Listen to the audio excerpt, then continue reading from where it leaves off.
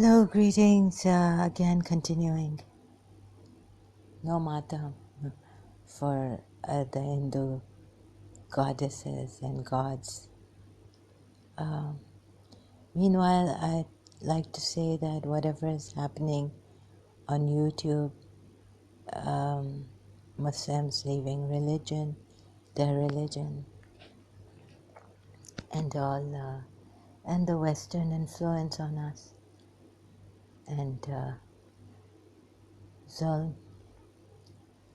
I think some lady, American lady, was saying she was crying actually in a video, short video uploaded on YouTube, that Muslims are being, as if they're being oppressed greatly and forced to defend their religion and all this. So there's a lot of oppression, killing, or something. So before anyone who blames Muslims or, Muslims are not the only ones who committed atrocities. There were others too in power, and even through this. I blame this whole Abrahamic religion. If you think I'm being callous and did not contemplate, I've contemplated for years about this and reaching the conclusion that people misuse religion. But we were told in the Quran the actual killers were those who were killing the prophets and all. And, like in Surah Yasin, a Christian, this guy was a Christian, we were told he was calling people to God, and they killed him. The idolaters killed him, or atheists, disbelievers killed him. Surah Yasin. I can't remember the verse now, it's not coming. So, you want to practice your religion peacefully, personally, and all this, but you see, Islam, on one side, from the Umayyad side, we were told, if you take it from the Umayyad side first, please listen to me, and then you can blame me and punish me in a way that, whatever way,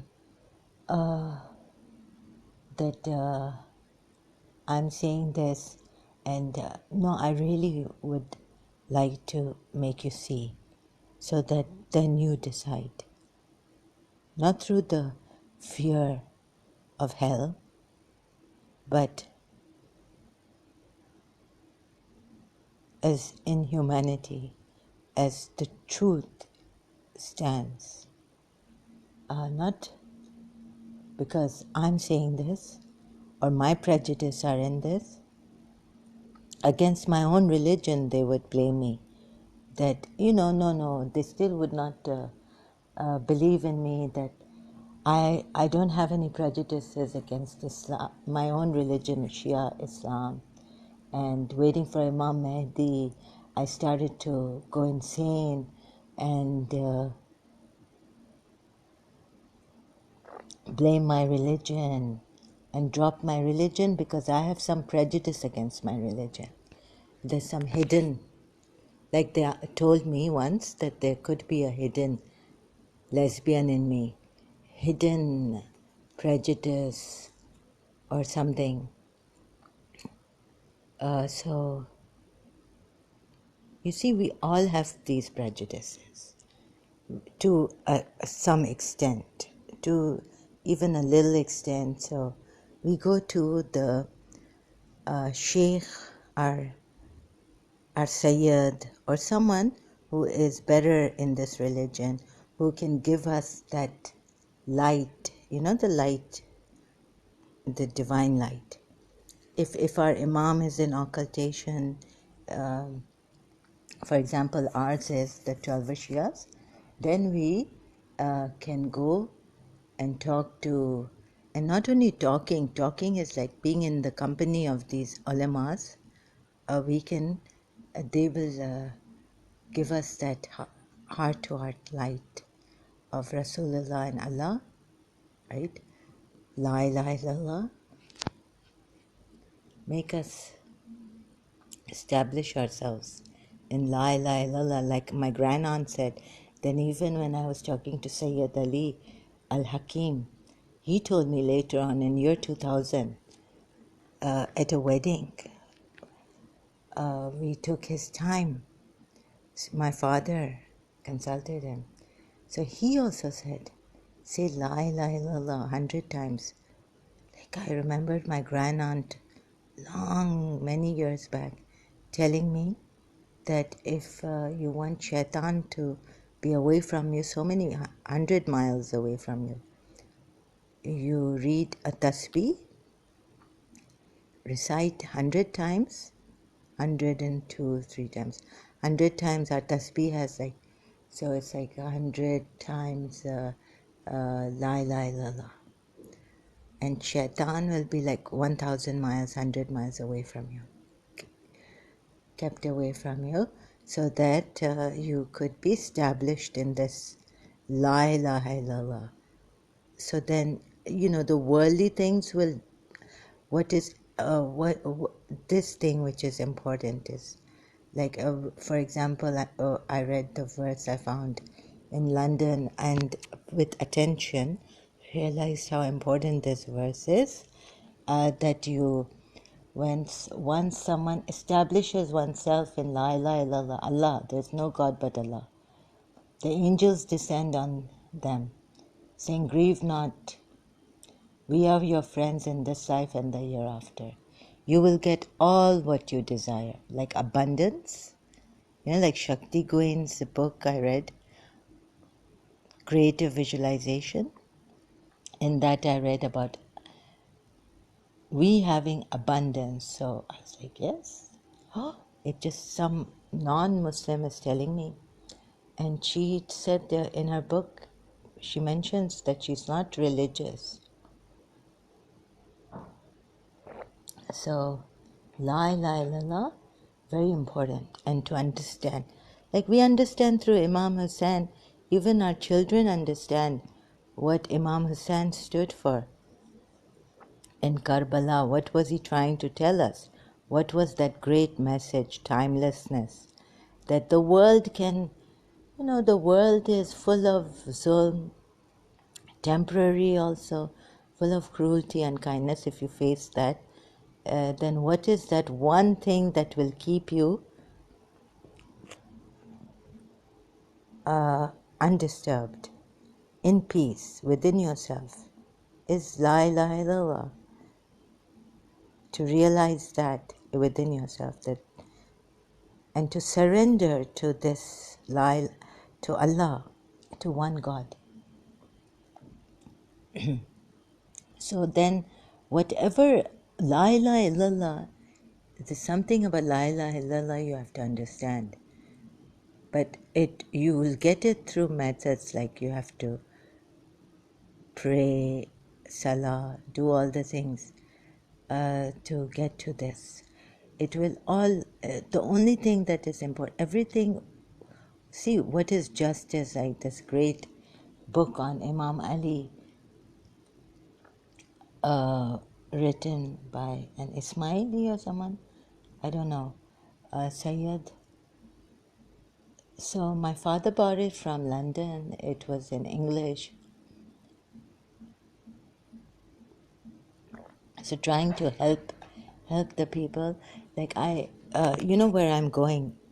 Right now you may be confused. Later on you'll realize where I'm heading to. Maybe not in this video, maybe the next. So this La ilaha illallah was supposed to be what is universally, what is the ultimate truth. Then everything here, which is from Satan, which is temporary, which is egoistic, which is cruel, unkind will be put in its place. And maybe we won't even feel so much about the cruelty. Right? Cruel people, they don't exist. They're dead people. Quran ayat is about these people who don't listen, they're like dead. They're deaf, dumb, and they're dead people walking. That American movie, dead person walking. So it's like that. It's not important for you. So much zulm people have taken, so much sufferance, oppression people have taken, atrocities on them. People have taken Imam Hussein and his followers and his family members proved to us in Karbala, Sham, Kufa, Sham that no matter what, just surrender to this and you won't feel so much. You will be grateful, you will be,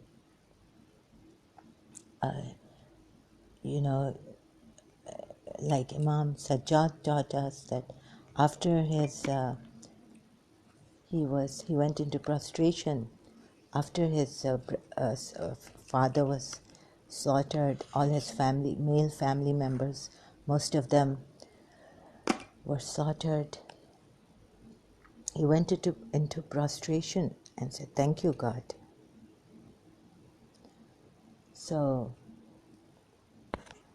so this is very great, we were told, and as a Shia, I was like, oh my God, yes, there's nothing like, we have a Noha in Punjabi, but I can hardly, taksir te nahi koi sayyadi, hoya very kul nu zamana. Yani, what I've got the meaning that there's no example of Imam Hussein and the Sayyids like Imam Hassan, even Imam Ali. Sayyid is from the progeny of Rasulullah. There can be no one like them. Now you see my tone is like this. So I tried my best. I know there's no one like them as a Shia. And when I'm doing these, it doesn't mean that something very deep-seated went into my unconscious and now I'm totally against Shia Islam and all this. And because I wasn't a pure being, I was ready for shaitan, to be taken by shaitan against my own Imam Hussein and Bibi Zainab, or something about the principle that she was people change their religions because they love someone. That is also like, some people have this thing. Actually, the Christian friends I know were quite surprised that I never married. I could have gone to London and married a hotshot, Britisher, being impressed. Like nothing could impress me. Not even London at that time when I went. I was so proud to be a Shiite. Or go into the Hindu thing, go after the principle, or have a good relationship with the Hindu principle and perhaps marry him, right? So I find a very gentleman-like Hindu man who is a hotshot, who is very rich. He had a very good sports car and very rich. But I wasn't, and being a good gentleman-like. So I could have married him. But what impressed me, not even an impression, I wouldn't call it impressed. I used to listen to this American song and like, I'm not impressed. I am not impressed. I love you the best. Meaning nothing could get me. If Imam Hussein, he was my ideal man, someone I looked up to. He was my hero, the hero of Islam, the savior of Islam, in such a terrible condition when Islam was made to go into by the Umayyads and the hypocrites, these cruel, wicked, to no end hypocrites.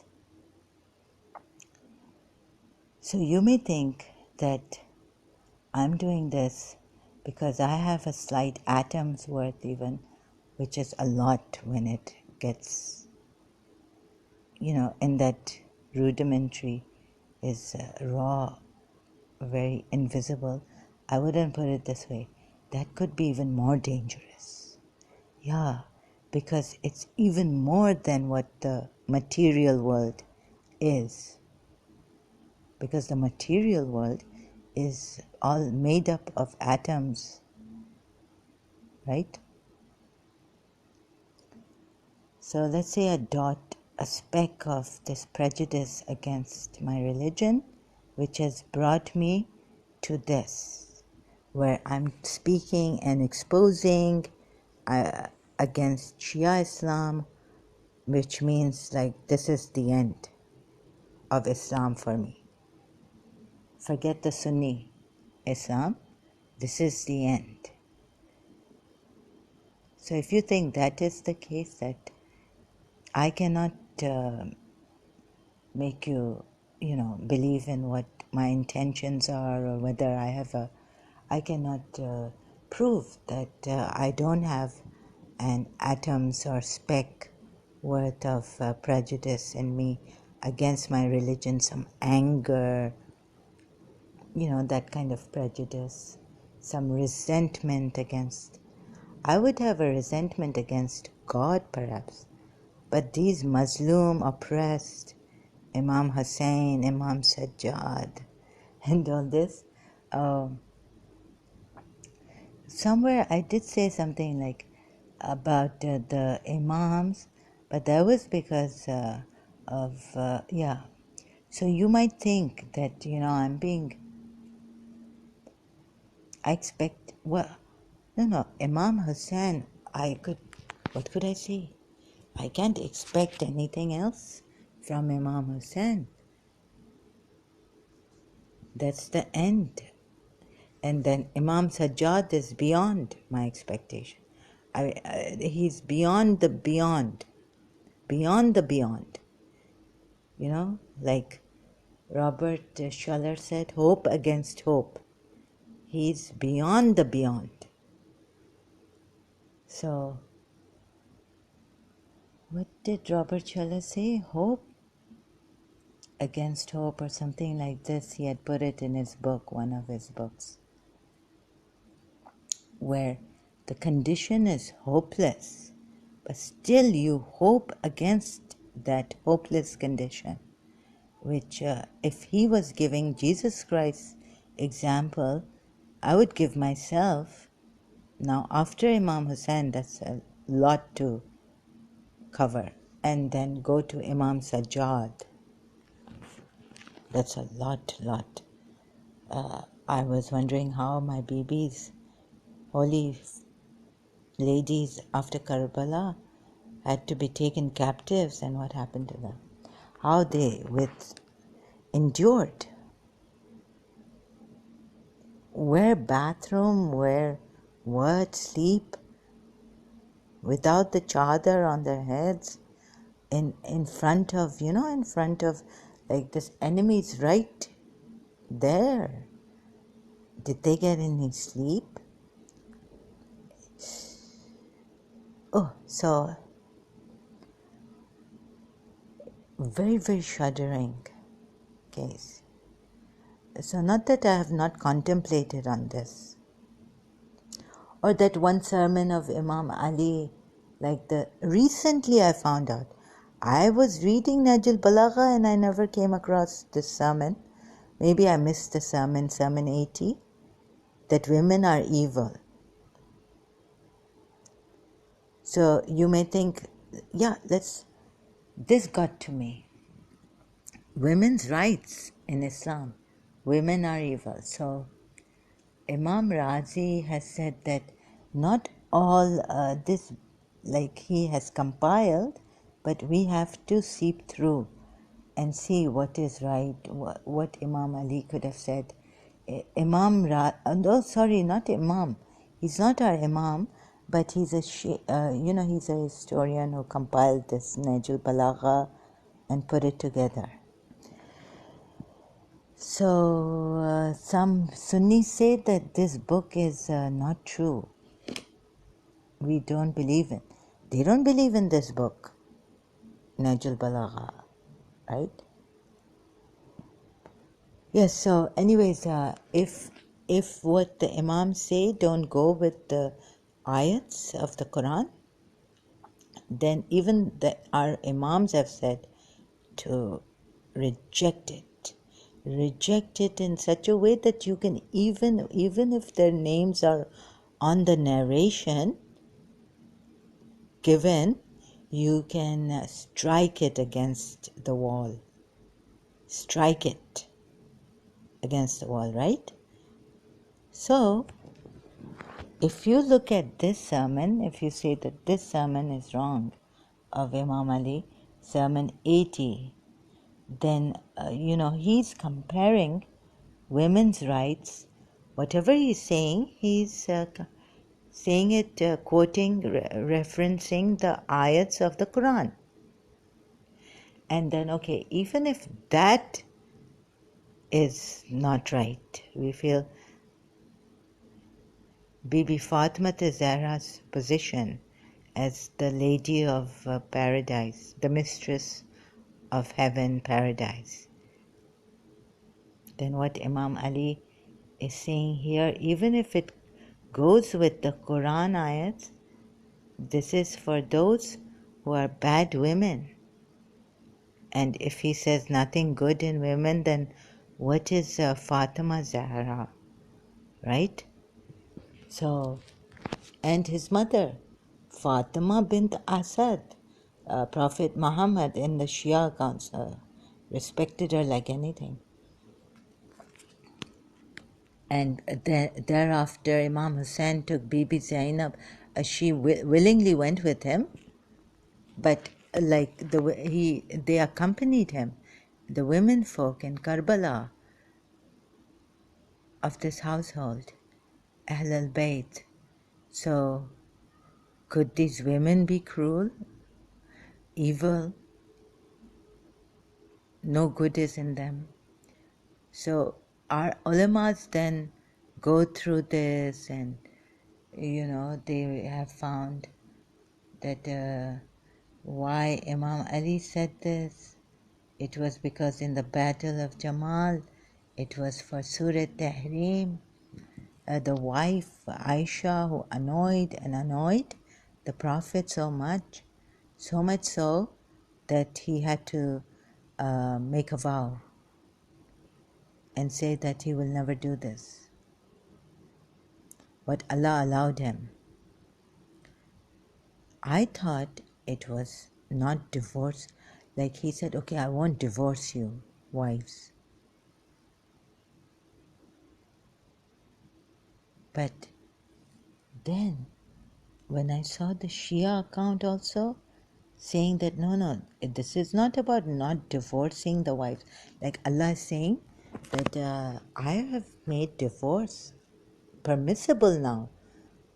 I've made it permissible for you to divorce these annoying wives, right? But you have, so you're saying, no, I won't divorce you ever. Surah Tahrim, so I'll go to multilingual Quran. Hello, yes, so Surah Tahrim it says here, right? And then you can see the Shia commentary. It is not about divorce. And the Prophet made an oath.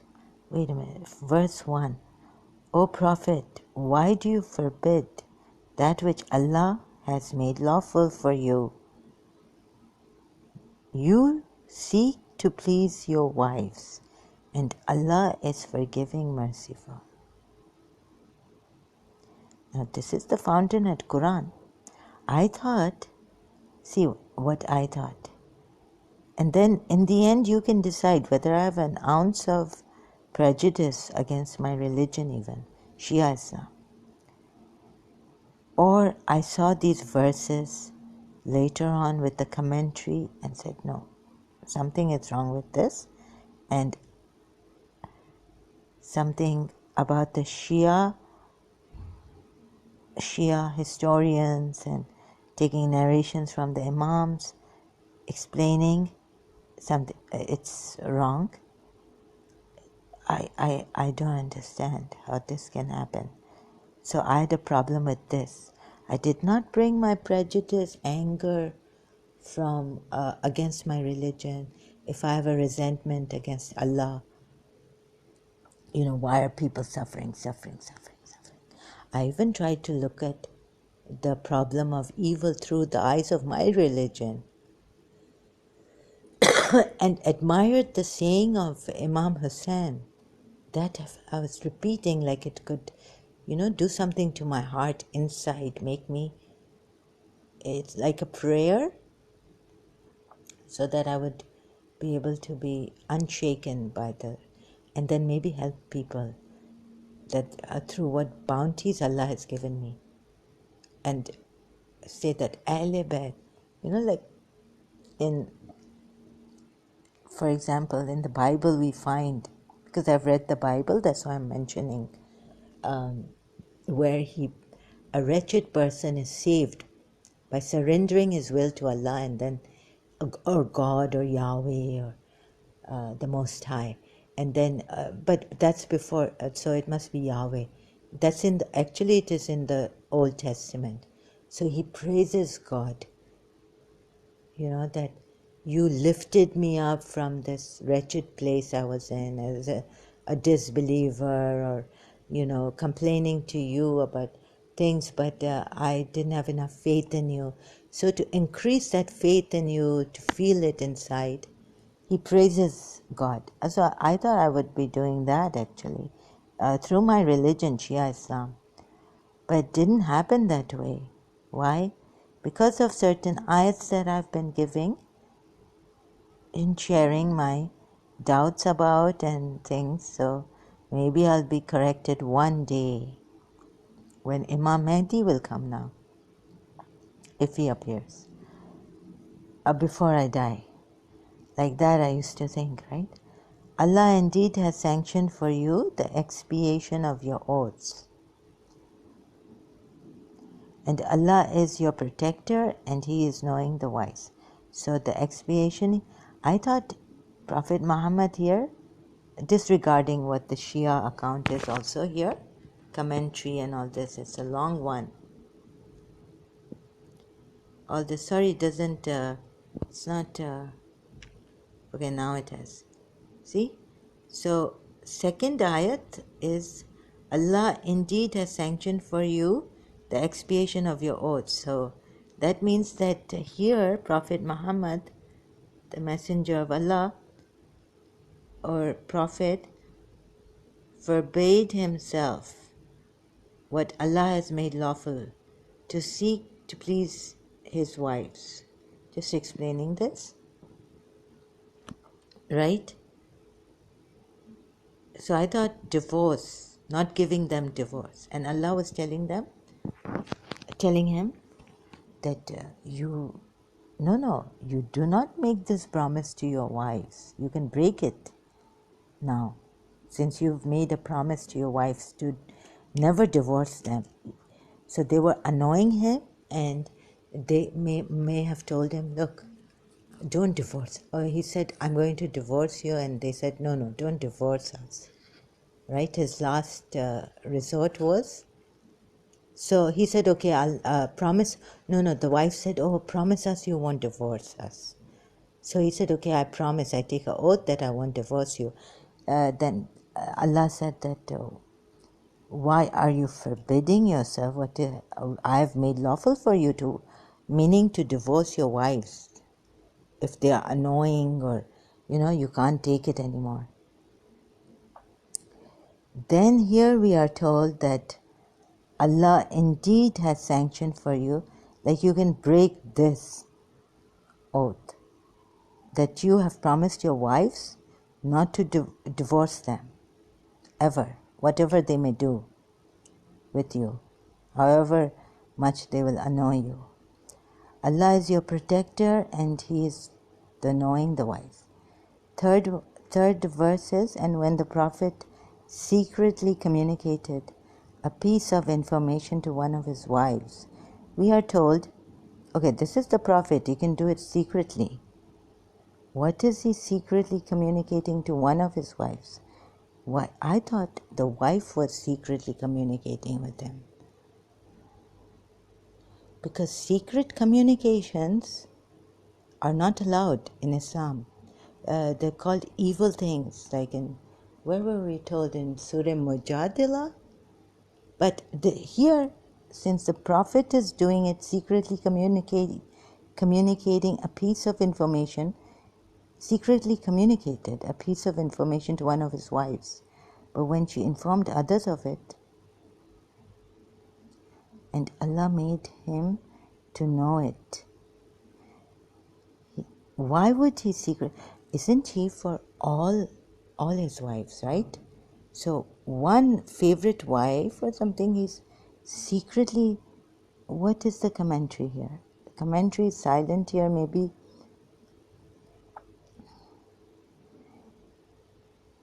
You see, secretly favoritism. Why would he secretly communicate? He's a prophet for all the wives. This also does make sense to me now. I've stumbled on another thing. You see, maybe the Shia religious scholars have worked the whole thing out, we were told, deeply through all sides and angles they've seen. Even read each and every, how many hadiths in Sahih Bukhari, Sahih Muslim, and how many hadiths the Sunnis have, and the Sirat, there are many Sirats, life stories of the earliest form, and someone like Tabari, and I don't know, like I'm just taking names like that, Sunni sources, Sunnis. So how much the ulamas have read, you have no idea. They've spent their life, sweat, everything on this religion. So their research is thorough as they could grow old. They started from childhood. Whenever they realized now they could read, and they went through all the Sunni hadiths, each and every one of them, and the life of the Prophet through the Sunni sources.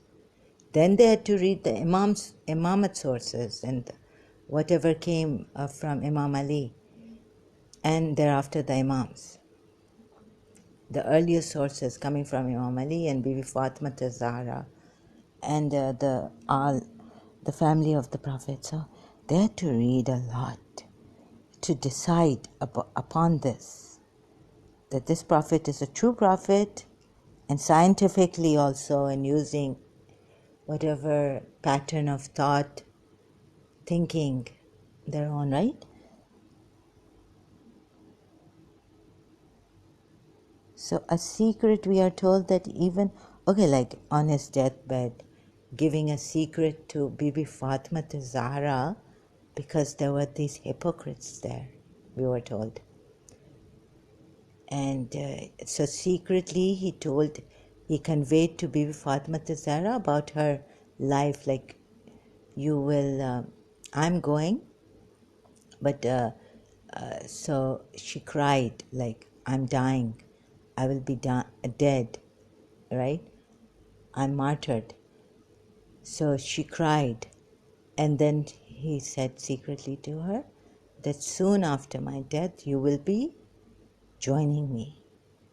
So then she laughed. She was happy about that.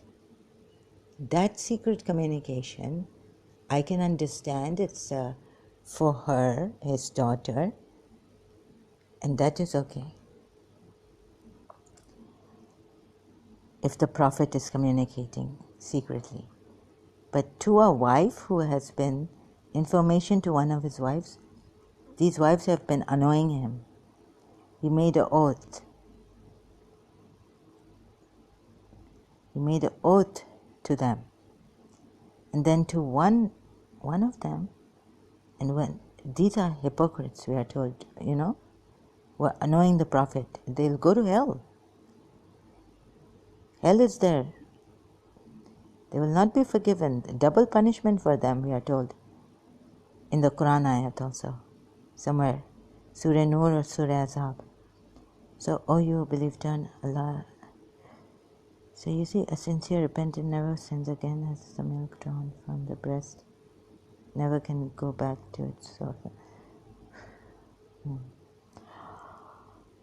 The Holy Prophet said, a sincere repentant,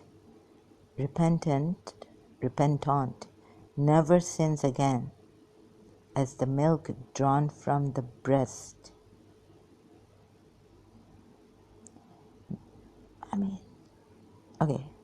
Never can go back to its source. Why don't you just leave the breast alone of women? Oh, you believed to sincere turning. Oh, maybe your Lord will remove from you your evil, maybe, and cause you to enter gardens beneath. I'm just reading this verse now. I was reading a commentary here, saying of Prophet Muhammad, and then I started, oh, you who believe, reading a verse here, 8. But here, you see this, that he secretly communicated. Why is he doing this? Secretly communicating, verse 3, with a wife who we are told is a hypocrite, annoying Prophet Muhammad, so much so that he had to promise them something. I thought it was that he won't divorce them.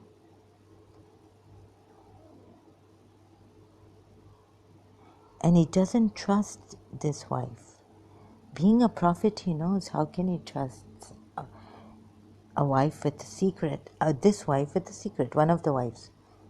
To one of his wives, these two wives who were annoying him, what he did is he went and secretly, he made one confidence when the Prophet disclosed a matter in confidence. How could he have confidence in these two wives to disclose a secret matter to them? And she then died. You see, I have not read spent most of all of my life, let's say all of my life. So much research and seeping through. Then we have to first read all the hadiths, the life of Prophet Muhammad, through wherever it comes from, Sunni sources, Umayyad sources, Abbasid sources, and then from our sources also reading the hadiths of our imams and remembering them at the tip of our tongues when we are then becoming zakirs to give majlises and all this and advice and make decisions for people, tell them, suggest, not to give fatwas, we are told, but to suggest this is the way to live. And it's a lot, right?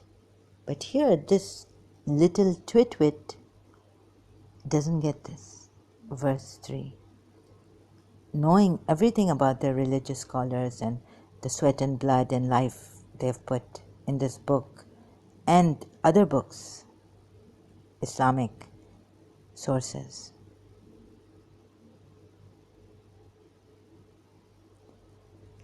And if you want me to go crazy, really. And when the Prophet secretly communicated a piece of information to one of his wives, what is he saying?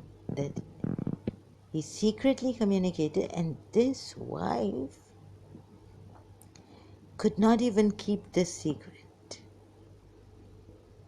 Double punishment for the wife.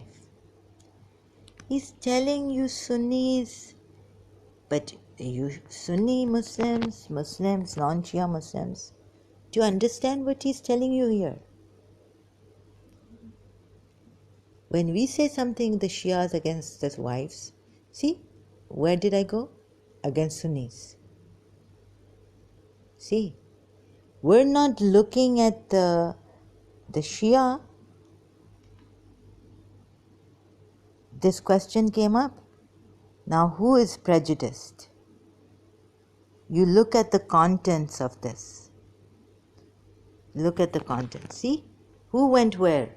A Shia went. I said, you Sunnis, please, why are you, you're saying we, but look at this content. Okay, do not disregard the other verses concerning this. All we must look at it and draw our own conclusion.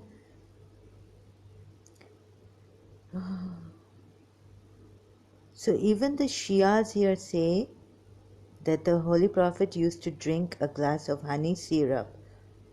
It's not about divorce. So he said, I will not go to this wife, Zainab bin Josh. Hafsa, meaning Aisha and Hafsa became resentful, and Aisha devised a, meaning these two wives, and this was about honey. So, and it also mentions that the Maria, the Coptic thing, is a wrong one. The Sunnis give references about that wrong narration. It's a false narration. Allah indeed has sanctioned for you the expiation of your oaths, and Allah is your protector, and He is the knowing, the wise. Now you come to verse 3. And when the Prophet secretly communicated a piece of information to one of his wives. See commentary for verse 1.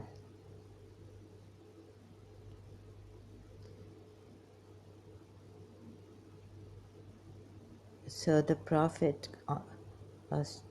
oh goodness.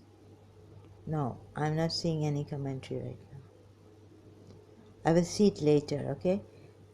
Secretly, and when the Prophet secretly communicated a piece of information to one of his wives.